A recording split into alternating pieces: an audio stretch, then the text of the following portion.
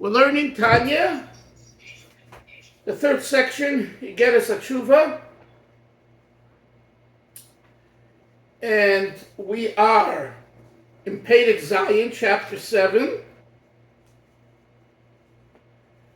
We're still towards the beginning of the chapter, and we will now go further. So here the Alter Rebbe speaks about two things, Derech ha'emes va'yashar.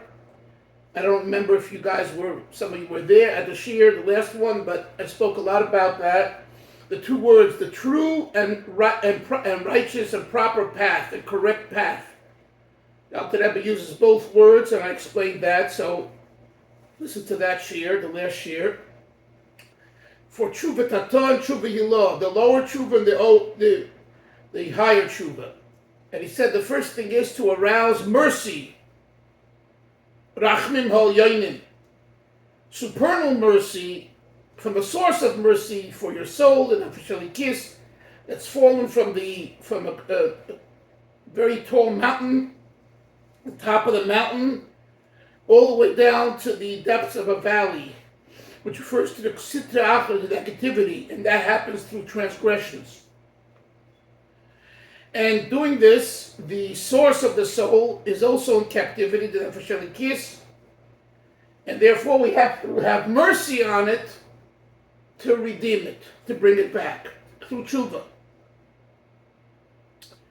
And now go to the fourth line from the bottom on page 192. In the middle of the line after the dot. The proper time to do this tshuva, who betikin chatzos, is at midnight. As it says in the Alter Rebbe Siddur, in a footnote, Ayin Shon Bir, see over there the explanation.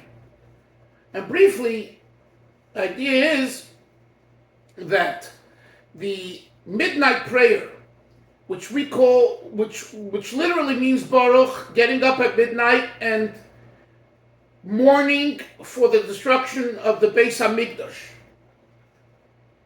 is the way to do tshuva for the nefesh elikis being in golus.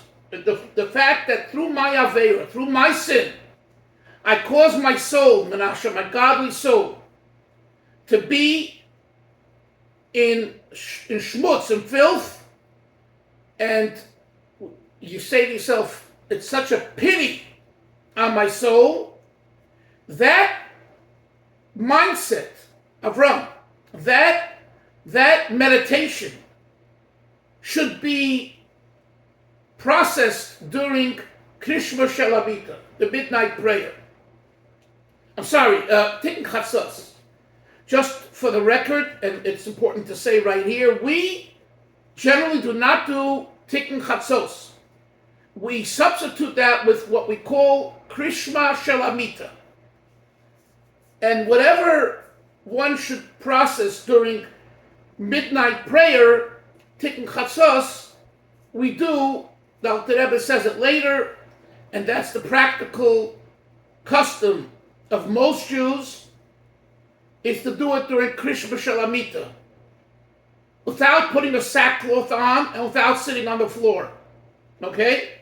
But you see, the sackcloth and sitting on the floor and the mourning the destruction, it's not just words and not just putting on a sackcloth. The idea is to humble yourself. And the idea is to have mercy on the soul. And for that matter, you could do and you should do the same thing during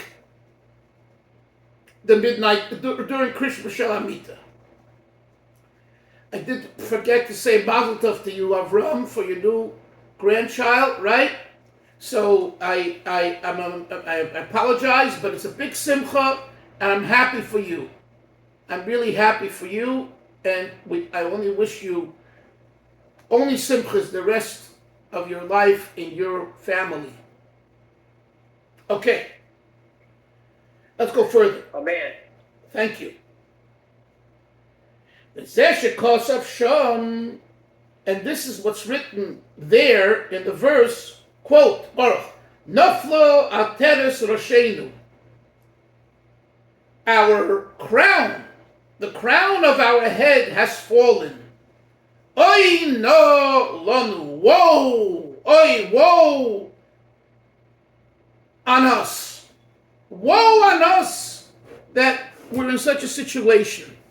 Okay?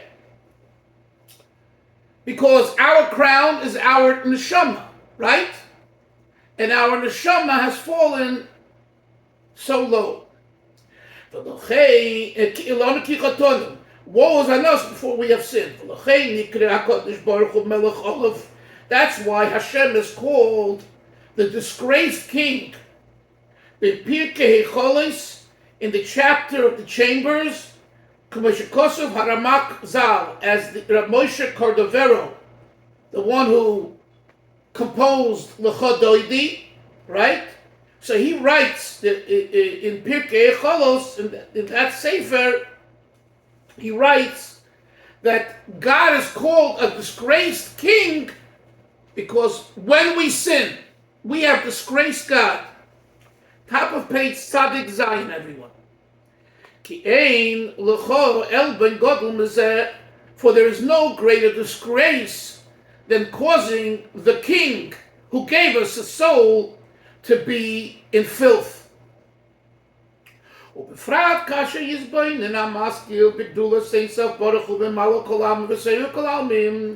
And more specifically, when the intellect will meditate, will contemplate on the awesomeness, on the greatness of the infinite God, who pervades all worlds and encompasses all worlds. Every individual, based on their capacity and ability of meditation and contemplation. So every one of us will think about this serious issue. At that time, we will be frustrated about this. When you see Alter Rebbe using the word twice in a row, you know he means, it's something very, he's emphasizing the emphatic. The frustration is great, very great. Why is it very great? Because we have taken the king and put the king into filth. What right do we have to do that? And what a mercy on the king. So this is the end, that's why there's a colon over here, the end of the first method that is necessary to do tshuva. We call this lower tshuva, the first of the two methods for lower tshuva. Okay? Number 2. And here comes a tougher approach, at least outwardly. The second one is levatesh ulachnia, to crush and to subjugate haklipe v'sitra achra, the negative forces, asher kol chayusa, which all of its strength, its chayus, its energy. Hirak, it is only but prinas gasus, it is only but conceit, ego, v'habba, and exaltedness. K'moshe Kosev, it says in the posik, it says in the verse, im takdi kanesher, if you will rise like an eagle, v'chulu, etc. Menashe, who rises and soars like an eagle? In this case, the klippa. How? Avram, why? Because the klippa nourishes off the kedusha, off holiness, and with that energy, it rises and goes high up because it's using super extra gas. It's not just the regular gas, it's using now the super extra gas. The regular gas is its own gas, its own chayas that God gives klippa. That wouldn't get the klippa to go so far. But when it nourishes from us, it nourishes it from us, and it takes from kedusha energy, it can go all the way up, right? V'habitush, and the crushing, v'hachno, and the subjugation, ad afar offer mamash. It has to be done so much that you crush it till it becomes dust. Zuhi misusa, this kills it, ubitula, and annos it.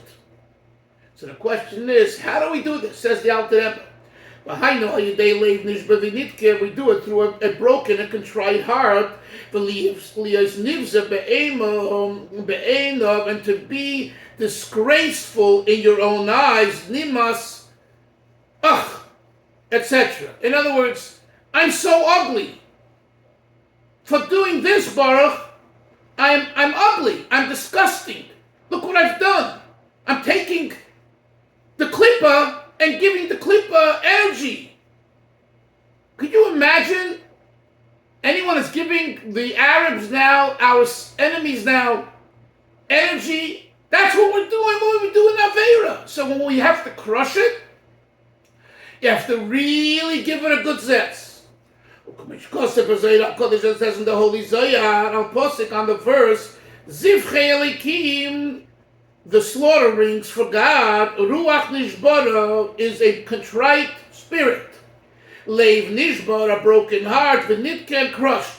In other words, when we crush our heart, i.e., when we crush the Nefesh Abamis, when we crush it by saying you are nurturing off Kedusha, and you're a lowlife, and you have no right doing this, and we really subjugate it and beat ourselves up. This is the Avodah that was mentioned earlier, Baruch, from chapter 29 in Tanya. Beating yourself up mentally. This is a tough Avodah, guys.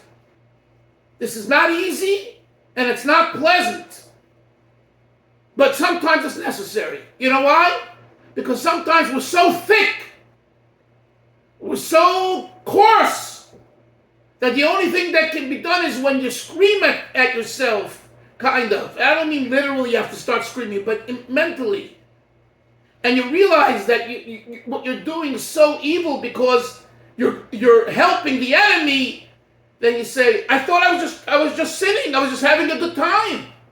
It's my own shtick, my own stuff. But when you realize, no, when you're doing that, you're aiding the enemy. Oh no, that I would never do. That's the Avodah. That's the second method. Let's continue. When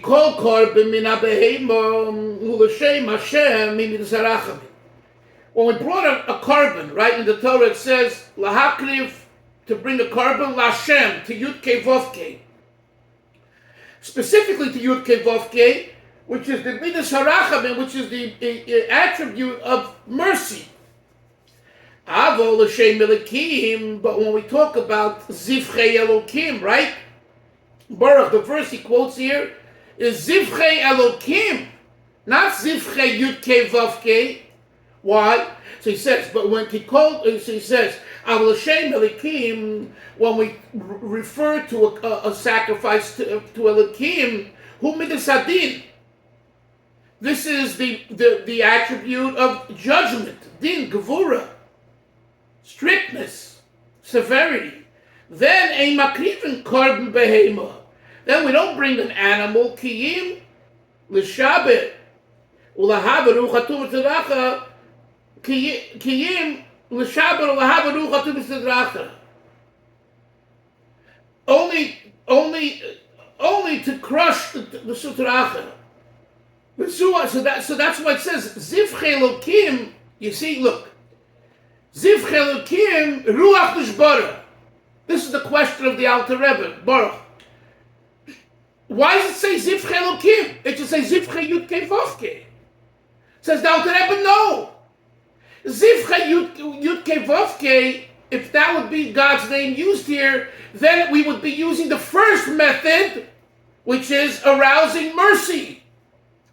But because you've done so bad that you're aiding now the klippah, and the klippah is rising high because of your transgression, here you have to rectify the Elokim, the judgment.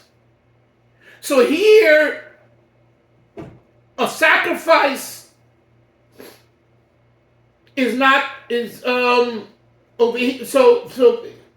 over here we bring a sacrifice to do it. It's not just enough in words. And how do we do that? Because you break yourself. By breaking your spirit, you break the klipa. He continues saying this now. How do we shatter and destroy, crush the negative force, the klipa? That's when a person's heart is broken and crushed. I'm sorry. How is that? A little bit. Notice Avram the language. A little bit consists of torturing yourself, sigufin, v'tainiyos, and fasting. So in this generation, when we don't have much strength, that's why he says, don't do this much. He says, ma'at b'zeir, only a little bit. We don't have the strength to do the fasting like David HaMelech did. Kamayim Razal has to say, I'll posik on the verse, David HaMelech, his heart was hollow within. Why? The Gemara says, Shahargu b'tainiyos. David HaMelech killed his Yetzer Hara through fasting. But we don't have that strength. The primary aspect of subjugating the heart, for the heart to be contrite and broken, and to remove the spirit of contamination and negativity. You have to be an accountant, but not just the employee. Baruch, you have to be the master of accounting. Which means, when you make an accountant, right? I don't know if any of you are accountants or have to do with accountants, but an accountant, he can make the figures. The guy might lose $100 million and he just figures it out and hands it to the boss. And he goes to sleep at night very well. The boss doesn't sleep that night. I thought I only lost $1 million. I lost $100 million. He probably has a heart attack. Who knows if he'll wake up the next morning. So that's the implication of the word mimara de chushbana. It doesn't just say he should make an account. He's the master of accounting. He's the boss. He's not the employee. So as a boss, we take responsibility for whatever we do. That's what Alter Rebbe says here.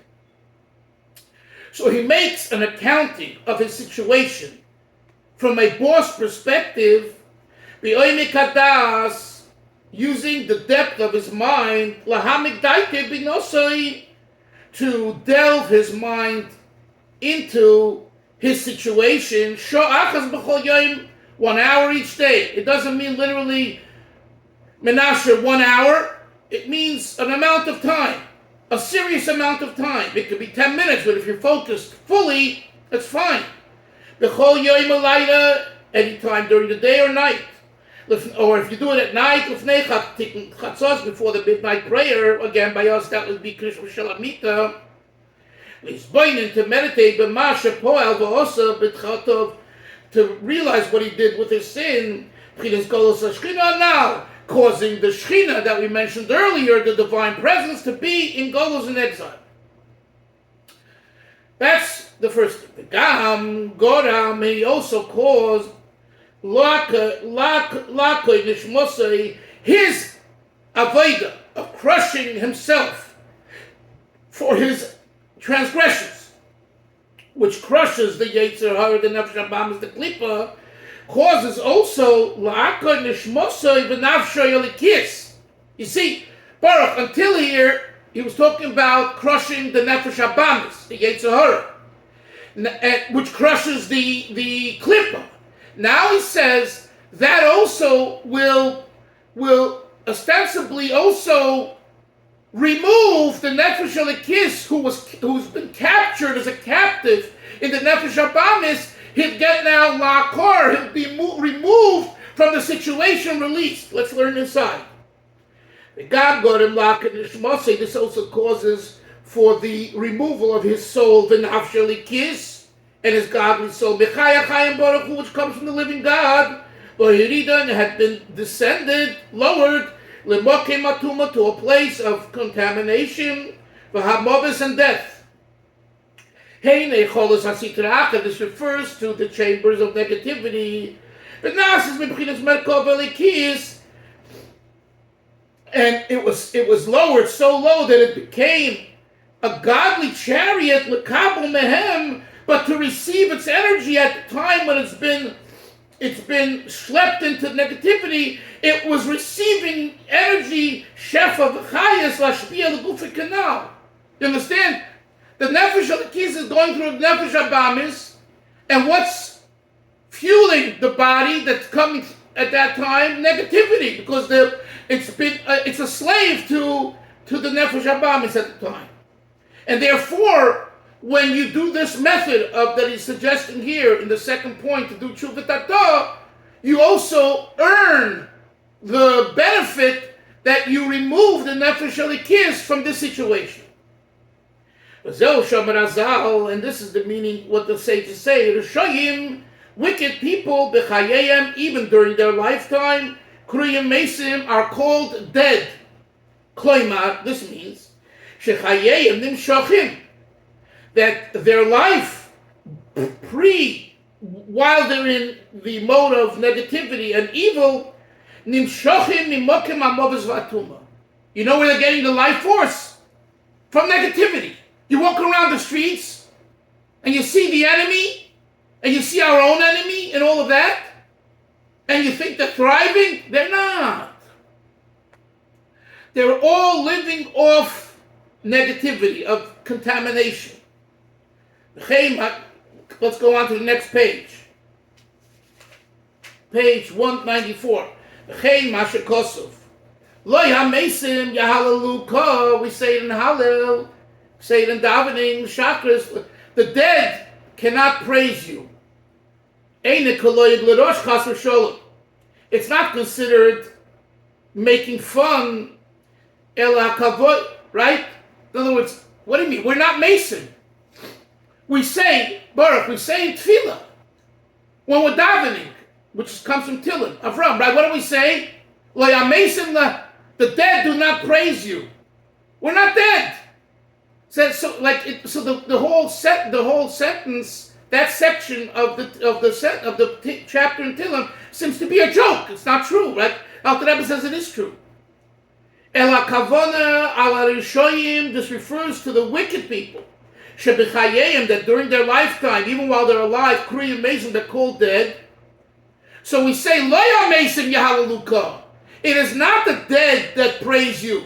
In other words, the dead can't praise. The question is, Avram, why don't you say the dead are dead? They can't praise you. So what is David HaMelech saying? The dead don't praise you. Duh. Of course, you're dead. You can't praise. It says, now today we're not talking about dead. We're talking about people who are alive. But their mindset and where they are is in a state of deadness because they've sinned. Let's go look in the text.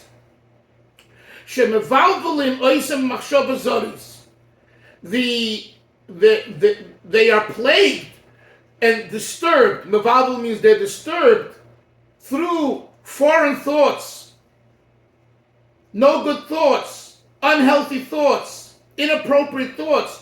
While they are in their wicked state of being, they have these machshavas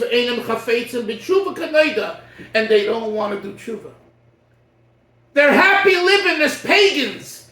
They're happy living as heathenistic people. They're happy living in a coarse way of just stuffing themselves with indulgences and pleasuring themselves. So even when they're alive, they're really dead. Now, even someone who never desecrated a prohibition, which one would be obligated to get excision, karis. And if someone never desecrated a prohibition that the punishment is heavily death, again, he mentions as an example what he mentioned earlier in the Geras HaTeshuva, the wasting of seed. Like Zion Lamed in this case doesn't mean Zechayner of Racha, which normally it's the acronym for a blessed memory. Here it means Zera Levatola, wasted semen, masturbation. So we learned earlier the punishment for that is the above. So even someone who didn't do such a transgression, Elashara Velis Kalos, the individual did lighter transgressions,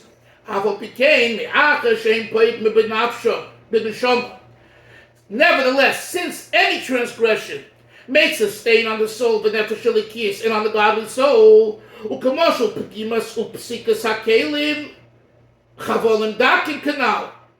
and it's similar to what we learned earlier, that less transgressions that are not as severe and serious, but they're still transgressions. It's like the cutting, pigimas, the blemishing of the rope, chipping away, one less, two less, three less, four less. What happens? Ultimately, the rope becomes weakened, and it doesn't work anymore. It says, by doing a sin multiple times, there can be the same blemish. In other words, like this, Baruch. A certain transgression, which its punishment, the Torah says, is kares, excision, or heavenly death, is a one-time shot, man. Okay? But let's say something else. Speaking Lashon Hara, race, whatever. Right? So it's a minor transgression, but still a transgression. So when you do it multiple times, he says the multiplicity of doing it so many times is similar to the result of a one-time chorus. So at the end, the rope will be cut off anyway.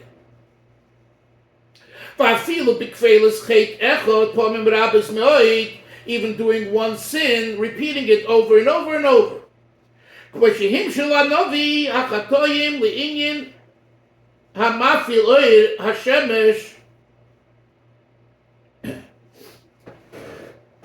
the prophet compares the sins regarding the darkening of the light of the sun. I've erased the cloud of your sin. That refers to severe sins. Hamavdilim, which separate separating the inner effluence of the infinite God to the godly soul. And it's compared, it's compared in this verse to a thick cloud, a dark cloud, Hamavdil bein hashemesh la'aretz, which separates between the sun and the earth, l'adorem alel, to all those that dwell on earth, al derech mashal, using this as an analogy. And then he brings another, and like the cloud of your sin, hein avedas kalos, that's another type of sin. This refers to the lightweight sins, she'odem dosh ba'akovov, that a person steps on them with his heel.